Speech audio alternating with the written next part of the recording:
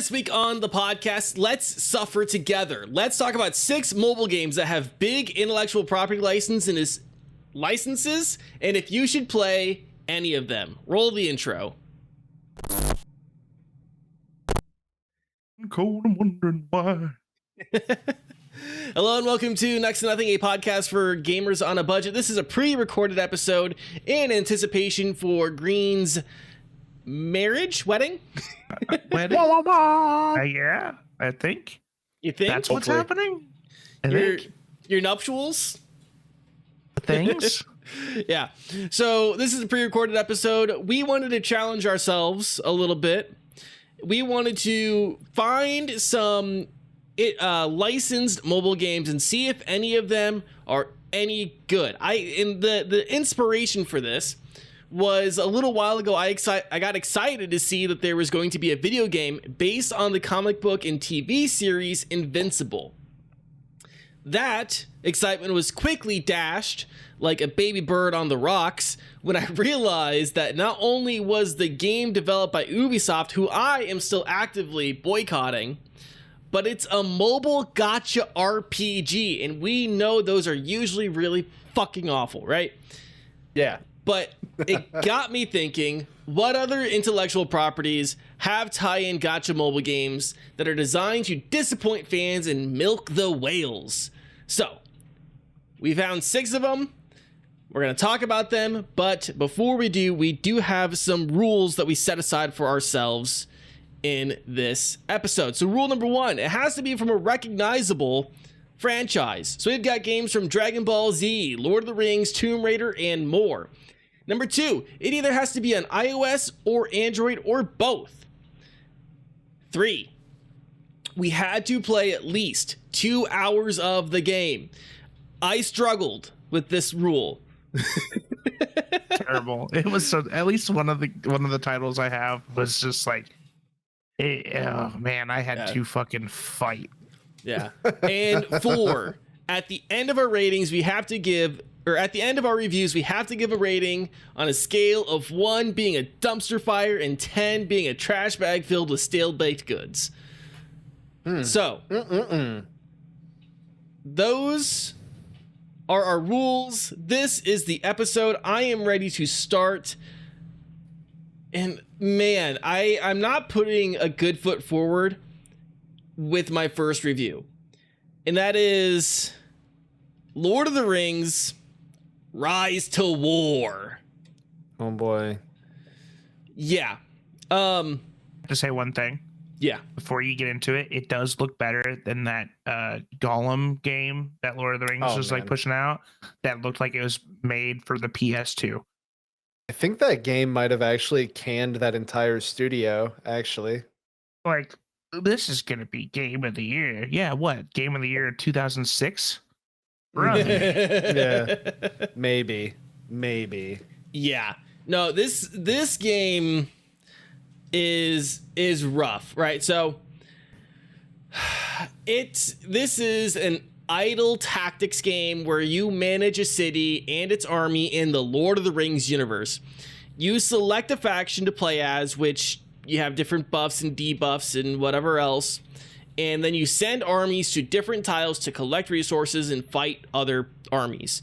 But if you're hoping for actual tactics, don't get excited because you don't actually get to control the units. You don't get to do basically anything with them other than send them places and watch animations and stat like bars tick up and down. That's all. Cool. That's all you get to do. You don't actually get to control like what units are in what army or whatever, but that's it. You don't actually get to control any real tactics. In fact, I'm going to tell you that most of this gameplay is waiting for timers to count down, because in order to advance, you need to manage your town, which is done by upgrading different essential services that increase the amount of resources you get or allow you to upgrade other essential services. So, if you want to upgrade your conscription post, which helps you get more units, you have to like upgrade your conscription post in order to upgrade your barracks. And every time you go to upgrade something, which you can only upgrade 2 things at a time, you have to watch a timer count down. It can be from like 10 seconds, but the more that you like upgrade stuff, and I want you guys to look at me real quick, look me deep in the eyes. The more you upgrade things, the longer it takes to upgrade. So if you start like going from 1 to 5, like once you hit 5 out of like 20 upgrades, it takes you 5 minutes to upgrade. That's the countdown timer. That's the majority of this gameplay. And I'll be honest, the only reason I did any of this gameplay was because I was hoping there was going to be something like actually worthwhile doing. There's no compelling gameplay here, and once you get past the point of sub 30-second upgrades, you are basically done for your play session. That's part of the reason why it was so hard for me to like actually play 2 hours of it, because I would hit a wall within 10 minutes of gameplay. It's like the game just turns into a wallpaper simulator. Yes, 100%. That is the best way to describe what this game is. Your armies are led by different commanders. They have stamina timers. So once you go through all their stamina, all the fights they can go through in a 24-hour period or whatever, then all you have to do is go like upgrade shit. And then once you're done with that, you're done playing the game. Once that's running. This game is incredibly boring. It is filled with way too many menus and screens that I frequently forgot which buttons to press to take me to certain areas and menus. There are things that I would forget to check constantly. And yes, there were microtransactions everywhere trying to get you to like shorten timers and to buy more slots of different stuff. Like I said, I struggled to play this game at like 15-minute increments at a time. I pretty much dragged myself across the finish line to hit the 2-hour mark for this game because of how many fucking timers there were. If I were to give this game a rating, it would be 3 trash bags filled with cat litter out of 10. That's very cool. I like setting timers on my phone to try and remember what I had set them for. I think that actually might be more exciting. Yeah, it was not a good time. Who wants to go next? I'll go next. All right, what you got? I had The Walking Dead Survivors. That's gonna be my first one. The Walking Dead has had its fair share of media market for the past few years, stemming popular games and revitalizing the dying zombie genre. You think past titles like the Telltale games, would lend towards this game? And you think that the Survivors mobile game would be pretty decent and have a decent shot at being a fun game. You'd be dead wrong. Absolutely dead wrong. Undead wrong? Undeadly wrong, yes. But let me get into the game itself. Survivor starts out with a small cutscene, and it introduces you to Vance and Maya, 2 characters with actually no initial background story to them at all. You just show up on a bus, and your bus has a flat tire. Wow. And that is pretty much the story of the game. That's it. Very cool. It turns out that this is pretty much a basic base building idler game. It does have characters that show up from the comics. Sorry, TV fans, no Daryl. And it can be unlocked. It can be unlocked to use in your group. So like you can unlock Shane, Carl, Rick. I'm sure there's a girl that you initially like in the tutorial unlock. I think her name is Rory. But I can't remember. I'm trying to forget this game as much as fucking possible. So yeah, each building resource that you have to build is its own mission where you control the direction of where the group goes. And then they auto attack. So like that's all you do in like the mission is control where the character goes in a predestined location, mind you.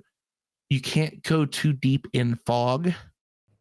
You have to like essentially start fires, and by starting fires you have to cut down trees and get to this like hold this location while fighting zombies. It's and one of the currencies for like unlocking people is tomatoes. So a vegetable like citrus fruit is the currency of getting someone to be on your team. This yeah Makes yeah sense. I would join for tomatoes. yeah. There is not much really to explain about this game, other than like it. You build, you can you use the game currency to speed up builds, because as you progress building these different like parts of your base, they progressively take longer to build in real time. um i had to I had to push myself for the 2 hours, um and that's all I'm willing to put into it. It's a very basic game, and it takes a very special type of person who likes those base building resource collecting games. This one's definitely like, I wouldn't even give it like, I would give it a 1 out of 10, because One this is tomato not out of a bunch or a one bushel or whatever tomato the out of a hell. yeah. That's the thing too, is they're bushes, and like it takes like 2 seconds to chop down a tree, right? Um, when you're collecting tomatoes on like a bush, it takes like 10 seconds, and like you're crouched and like the character's like doing arm waves. It's so fucking weird. Yeah, like it does have voice line, like actual voice lines. Granted, not by like the actual actors like Glenn or Rick. The guy who does the voice for Rick tries very hard to sound like Andrew Lincoln, like TV, like Coral, but like Coral. Coral, we gotta get over there, Coral. But like no, it's not. I would not recommend picking this up unless you're like big into those types of games. But this just ain't it. This ain't it. Could play State of Decay instead, I guess. Find alternatives. I'm pretty sure the Telltale Walking Dead games are mobile. Oh, probably by now. There's got to be Pretty sure. something at least. We'll correct ourselves in the comments if that's the case. Who knows? I don't play Yeah. mobile games very often. I guess that leads up to me, which I had Warhammer 40k Tacticus. Tacticus. Tacticus. I actually had really high hopes for this one. I have no fucking idea why I did, but I did. And I was let down. So true mobile game fashion. The visuals are pretty fun, and they stay fairly faithful to like all of the reference materials.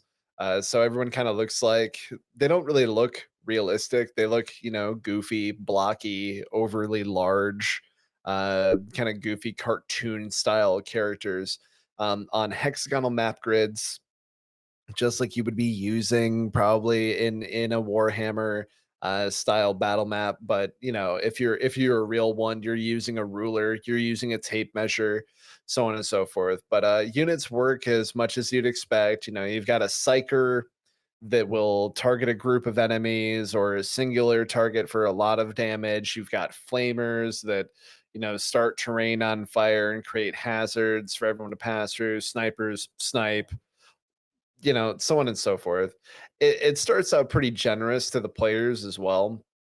It gives you one of each essential unit. I'm going to say essential because it's not going to give you like land vehicles and all that stuff.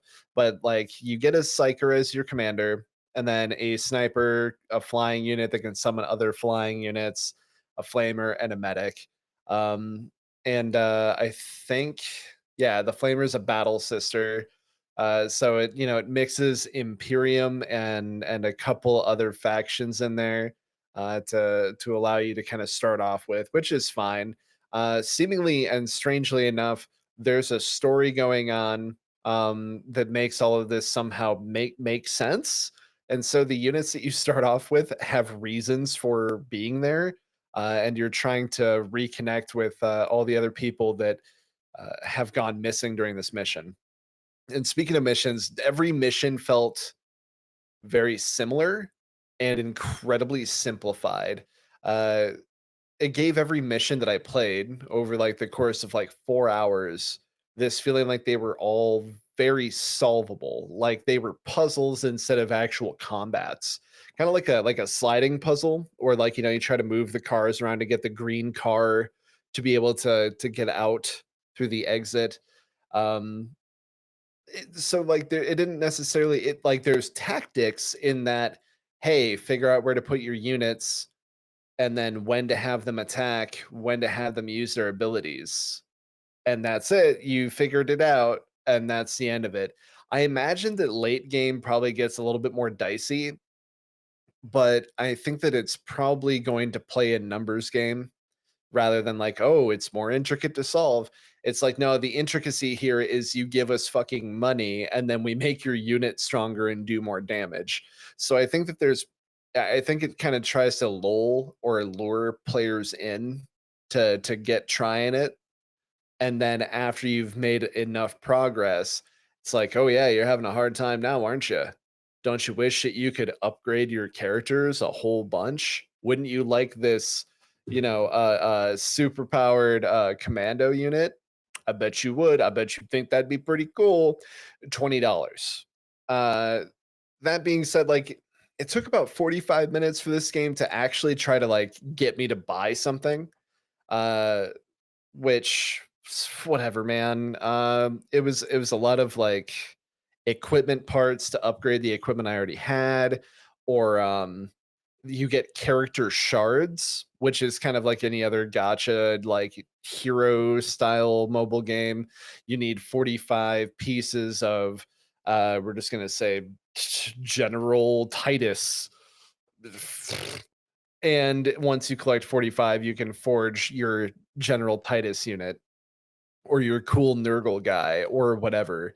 Um, the game kind of started feeling like fantasy football though, and allowed me to throw in people from like chaos units into my Imperium army.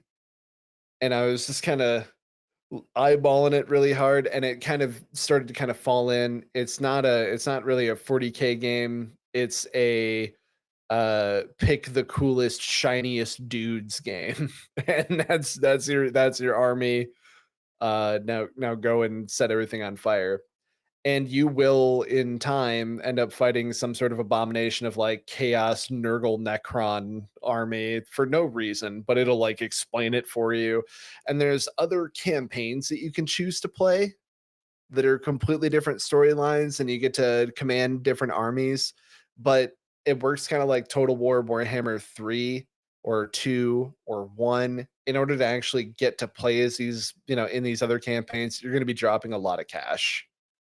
It's like some of them were 15, others were 20, one was like 30 or something like that. And they're like, it's extra long and super crispy. I'm like, or is it another way that I could spend more money just to try and progress through an oversimplified, bland, and incredibly boring game? And so it just very quickly everything kind of just turned brown and just and the missions just there's nothing there. There's nothing there. I think that if you're a big Warhammer fan, awesome, cool, you might enjoy yourself, but for me, I give it maybe about like a rough 3 units of diamantine if I out of 10, if I'm being a little conservative here. It's maybe at most a 5, but yeah, I would say otherwise skip the hell out of this. Just move on. Go buy Dark Tide or something like that, because you'll probably end up buying it like 8 times by the time you get through anything Yeah. in Tacticus. I had one question for you before we move on to my next game, which is, Yeah. what would be cheaper, building a Warhammer army out of minis or building a Warhammer army in this game? Well, see the bonus here in the mobile games, you don't have to pay to paint them if you wanna play with your minis. And if you want to play with your minis with anyone that's not your friend, say at your local games workshop, you're gonna have to paint your army regulation. So I would still say this game is cheaper. In that sense, you know, if you can't shell out the extra $2,500 to paint your small to medium sized army for regulation games, Tacticus might be up your alley. They come pre-painted. Damn. So before I start this next game, I just want to get something out there. Fuck turfs. And like future Danny, put like some like, you know, the more you know type graphics right there. In Big, rainbow. Beautiful. And rainbow, For the nice love and of God, please. big and sparkly. Can I get like a cop siren as well? Maybe like a brick through a window. Oh man, that's how I want to go to bed at night. Yeah. So this is Harry Potter Magic Awakened. It is a card battler where magic duels are played out by moving around an arena, and spells are dealt out using decks of cards. There are some recognizable characters, spells, and creatures and items in the game that if you're a fan of the books or movies, you're going to recognize, you know, Hagrid and, you know, the monster books from Prisoner of Azkaban, right? You're going to recognize all that shit. There's also a host of new characters that were specifically made for this game. I am like 99.9% sure that this takes place like right after like the events of the book series, like 2-3 years later, which also brings to question, you know, because I believe the Harry Potter series, the story ends in 1999. So were the Wizards successful in stopping 9/11? You know, that's that's just a thought that I have right now. You know, do they answer that in this game? I don't know. I didn't get far enough in. I only played 2 hours. The game Wizards don't concern themselves with Muggle affairs. Yeah, of course. Yeah. Where are the patriotic wizards? Where were you when we started the war on terror? They're making machine gun wands, okay, in their fucking garages, and the Wizard ATF is breaking down on them right now. Bro. You don't need an assault wand. Is that 60 Avada Kedavras a minute, or It's a ghost wand, you know, completely untraceable. no serial numbers on this wand, eh? So anyways, yeah, the game has a fairly charming and unique art style, similar to like Don't Starve or other like Burton-esque kind of stuff. You do go through like the requisite personality test to see what house you belong into, as well as you get to pick a pet. And there is a semi-robust character creation and customization element built into the game, and you explore the game in a 3D environment, like a third-person environment. So you actually get to see your character in the space, right? The story is pretty meh. It didn't really grab me. You're like a new like a new student going to Hogwarts, and there's wacky characters who you like duel and stuff like that. Not much of it really grabbed me or even really got me to want to play the game. But I certainly had more fun with this than the Lord of the Rings game that I played. In terms of like, or comparing this game to Lord of the Rings Rise to War, this is leagues better. It actually has like a somewhat compelling gameplay and, you know, gameplay loop or whatever else. It just isn't a game that I would be drawn to normally. But if like you're actually a fan of Harry Potter, this isn't a bad game. I was pleasantly surprised. If I were to give this game a rating, I'm gonna give it 5 back alley restaurant grease traps out of 10. Solid 5 That's out of not 10. bad. Okay. It's not bad at all. 5 counterfeit wands, perhaps. 5. What's this shit? You spell Gucci with 3 C's? Holy 5 cannoli! Real new eyes, I swear. 5 J.K. Rowling opinions out of 10. Ugh, I'd rather have none. It's like golf. Right? Yeah, none's better. Less is more. Less is more. Green, what's your next game?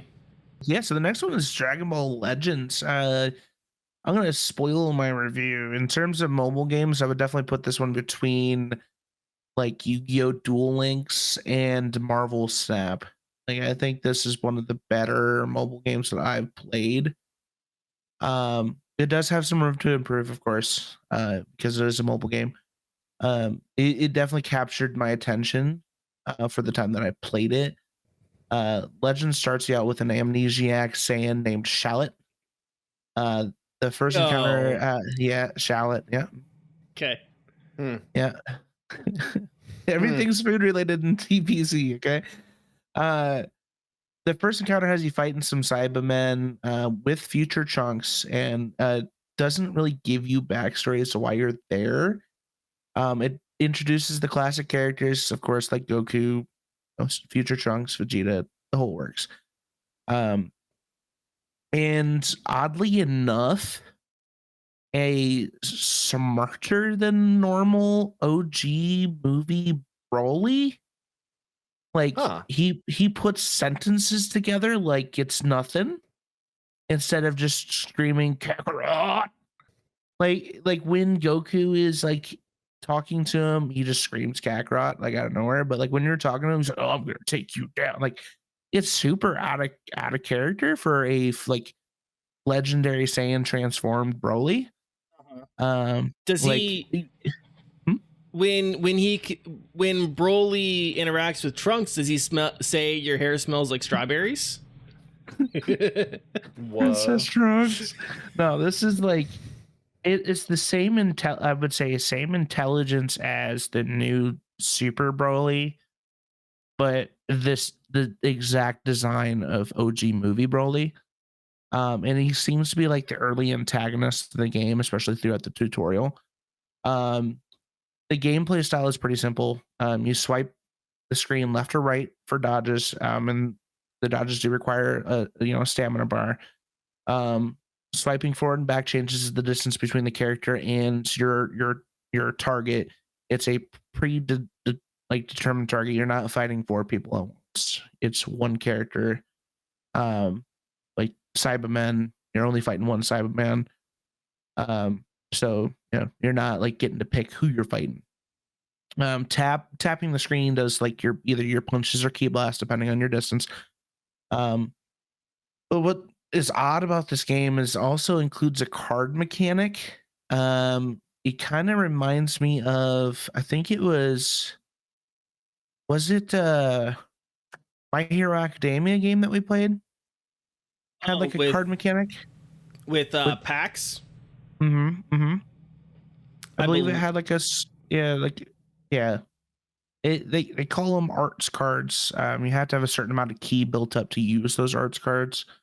You can build key over time just by fighting, punching them, or you can do like the classic Dragon Ball power up where the squatting and taking a shit. But that does leave you vulnerable to an attack. So you gotta like really do that sparingly. It does focus heavily on like comboing these cards to get a fair amount of damage in. It does have a team mechanic as well. So you can have your starting character Shallot as well as 2 other members that you can switch to in the battle. So if you're fighting Broly, especially in the tutorial, I remember it was a Shallot, Goku, and future Trunks, and then it like showed you how to switch. Like if you're your dodge stamina is low, it like recommends that you switch characters instead of waiting for your stamina to reload. And the stamina will, reload for the character while they're out of the fight. And they do have their own like special set of skills. Of course, like the ultimate attack for Goku is like a bunch of punches, then the Kamehameha wave. So each chapter or battle is a story. It's part of the storyline you progress. It does require energy to play, so it is the energy mechanic, kind of like Marvel's Conquest of Champions. Like you have to use an energy charge to play, and then that, of course, is time gated and regenerated from IRL time. It gives you a set amount, and especially in the beginning, it gives you a large amount, like overcharged, to get play. I think it was like 27 is like the standard normal. I'm not 100% sure on that. Each mission has its own set of rewards. They're like shards and zenny and stuff like that, which is the currency in Dragon Ball. And it can be used to purchase upgrades and stuff like that. So not an overly complicated game. I would say in terms of a rating, I would definitely say it's like a 5.5 out of 10. And the reason I am so low with my scores is because I'm just not a mobile gaming person. Snap is probably the longest running mobile game I play, and I hardly play that. So, I wouldn't play it. I definitely wouldn't be playing it long term as I do Snap. But it's one of those games that I don't foresee like uninstalling from my phone. It'll be there until like 2 years from now. I'm like, oh, this game's still here. Then eventually I may delete it then, but it's definitely worth like trying out, especially if you're a Dragon Ball fan. It's not overly complicated. It's a decent time waster. But yeah, 5.5 out of 10. Try it out if you like DBZ. And oddly smart Broly. He's evolved. Mendacii, take us home. Yeah, so the last one I checked out also was the better of the two that I got to review, and that was Tomb Raider Reloaded. This game was actually surprisingly fun. The charm, however, is sometimes lost in like the strange, clunky, and simple control scheme. Basically, at its core, it's a roguelite dungeon running experience coupled with like a bullet hell game, which is a really fucked up kind of blend of two genres. But two, it's also just like a really strange direction to take like the IP of Tomb Raider. The aesthetic is still like it's tombs. It's tombs, it's dungeons. They're filled with traps. They've got little enemies roaming around. And there's treasure to raid in these tombs. Who knew? But the baddies, man, like the enemies in this game are so weird. There's like belly flopping frogs that shoot out projectiles when they land. There's bears that, try to like claw at you, but then they'll also like pick up rocks and throw them at you. There's weird furry dudes that just stand and like throw things at you. Spiders that just kind of try to run at you, wolves that try to run at you. And like, okay, like, this is normal, right? But like Blue Eyes White Dragon's there, and he's like shooting ice crystals at you. There's like big floating crystals that are like shooting out like lava rocks at you. Weird little mask wearing tribal like shaman dudes that are like casting spells at you. Dude, none of it, like after a while, and the deeper you go, it makes less and less sense. There's massive spiders that when you kill those, they turn into smaller spiders, and those smaller spiders shoot stuff at you, and wolves that can cast spells and kick rocks at you. Dude, I don't know. Like, I've never played a Tomb Raider game like that. I'm a little basic. I haven't played every single Tomb Raider game, but I feel like I've never seen that. And every time you clear one of these dungeon floors, which by clear I mean like you kill all of the enemies, which you do by not interacting with the game at all. The only control that you have as a player is wherever you touch your thumb on your screen, that's your joystick to move. So when you're not moving Lara, she will shoot, and whatever enemy that she fires at, it's weird. It doesn't necessarily follow like the closest target is the one she's going to shoot at first, which is pretty annoying, especially if you have, say a giant bear coming at you, versus like, I don't know, a tiny spider. So I don't know if it has something to do with like who has more health, and so she's just trying to clear targets as fast as possible. But it'd be kind of nice if I got to choose, like if you did like dual stick, I don't know, man. I don't know. I've played several cell phone games, and this is definitely like one of the weirdest things to do. You have some abilities that trigger as soon as like you move after being stationary for a second. You'll end up getting a super that you can do by double clicking the screen with your thumb twice. But the thing is that like usually the game thinks that you're trying to enable the joystick, because that's how you enable the joystick. It's not just always there. So you usually have to try and use your super several times before it kicks in, and be gentle because you're not trying to run into enemies. You're trying to flamethrower them or whatever to them. So you're probably going to waste your super, or you're going to run into enemies and get hurt. And you only heal up to 40% of your maximum HP right before a boss battle. And dude, like the second dungeon you go to is like a massive 50-floor dungeon, and it was rough getting through that. So like every 10 floors you'd have a boss, and then in between that you don't get more health. So they definitely count on you dying. It's a roguelite. So everything that you had gathered on each floor after you beat it, you get to bring back with you, tinker with it, use any money that you picked up to enhance your stuff. And the enhancements and like the abilities that you do get are actually pretty substantial. Um, Usually we'll see something like, oh, increases your fire rate by 2%. It's like, wow, that's really useful. Thank you.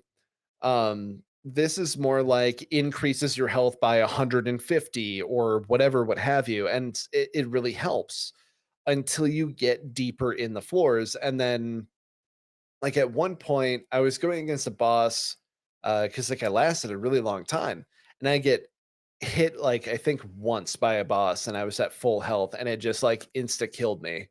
I was like, okay, I'm clearly not supposed to be here, or I'm clearly not supposed to be making mistakes. So it definitely it definitely sucks when you feel the curve that this game has. It's like you face plant into it. There's tons of different equipment to grab here: backpacks, talismans, two different kinds of bullets that, like, maybe you do more damage to flying enemies or more damage to melee type enemies. There's different guns. So, like, she's got her standard, dual pistols, but then, like, you can also get like an AK-47, a shotgun. Those are a couple of them that I've seen. I think like an SMG, and then any copies of those guns that you were to pick up, you can kind of condense into like a higher rarity and then make those stronger. It it was overall like a nice equipment system, and I felt like with the curve it felt fair, but sometimes like you'll get to a room and you're like, "Oh, this is obviously supposed to be like the room I can't get past for a while because it's just that insane." When you pair that with trying to use like your super, or the only thing that you have is her ability to move, and you don't have an ability to necessarily target whatever's in front of you, it can kind of make for like a really frustrating or irritating time. And that's not necessarily the last thing. I noticed that this game uses a lot of system memory to play, and it often made me clear that system memory, like my memory cache, in order to play ads for free resources in like Wheel of Fortune style mini games, or for like a free revive. So, let's say I got to like floor 39 out of 40. I'm like, well, shit, yeah, I want my free revive. And let me just play this ad so I can throw my fucking cell phone on my coffee table and come back in 30 seconds. It will just come up with like a prompt saying like, oh, You don't have enough like memory to play this ad right now. Try again later. And if you hit OK, it just counts it as like a game over. So even if you had like the premium currency, because all cell phone games will give you a taste for free, just like your local crack dealer, you wouldn't be able to use it. It doesn't give you the option.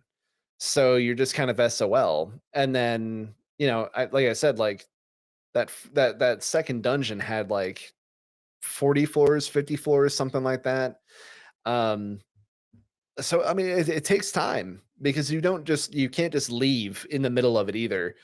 So that was kind of insane. This was kind of the opposite of the two games that Danny and Green reviewed first.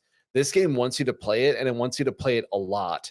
It does have an energy-based system, but they call it tickets, and it takes like 5 tickets to run into a dungeon for one attempt. So think about it almost like arcade style, put in the coins and then you get to play until you die, that kind of thing. And you get, I think it's something goofy like 25 or some odd amount of tickets. And then obviously they come back slowly over time. But yeah, I just thought that it was really weird. The game actually took a lot of memory. And then the way that it kind of like was built around simple mechanics, but like it just kind of like fucking sucked in that regard. Just in plain like layman's terms. But yeah, anyway, there's some good things here. There's some weird things. There's a ton of microtransactions, of course, which like they'll give you a leg up on trying to get through the dungeon. There's plenty of costumes as well that you can also purchase for real money. There's even, a $99.99 giant box of mobile game BS. It's everything like that, but overall, with like the annoying optimization issues, the clunky controls, strange gameplay blend, the game remains a surprisingly entertaining game to keep around for those times that you're looking for a challenge. But it's skewed. It feels skewed sometimes. So I'm gonna give this game a surprising 6 butlers that seemingly follow you around everywhere you go out of 10. Okay. All right. I'm not gonna lie. I am just so full of pain after this experience. But I'm a little bit of a sadist, and I would be willing to do this again. If you guys want us to do more episodes like this, let us know in the comments of this video. We would love to hear from you guys if you want us to feel the pain. And if you want to continue seeing us, feel pain, go on ahead and hit that subscribe button. That'll probably help out too. Pain. I've done bad things and I deserve punishment. Step on his daddies. I think that's gonna be the whole show for this pre-recorded episode. I think on that note, that's a good idea, Danny. Yeah. Thanks for watching and listening. Your time and attention is always appreciated. If you've made it this far, like I said, drop us a subscribe. Let us know if you want to see us in more pain. Were we wrong about? Was I wrong specifically about Lord of the Rings: Rise to War? Is it actually a hidden masterpiece? Let us know. Until next time, stay safe, stay healthy, keep fighting the good fights, and we'll see you in the next one.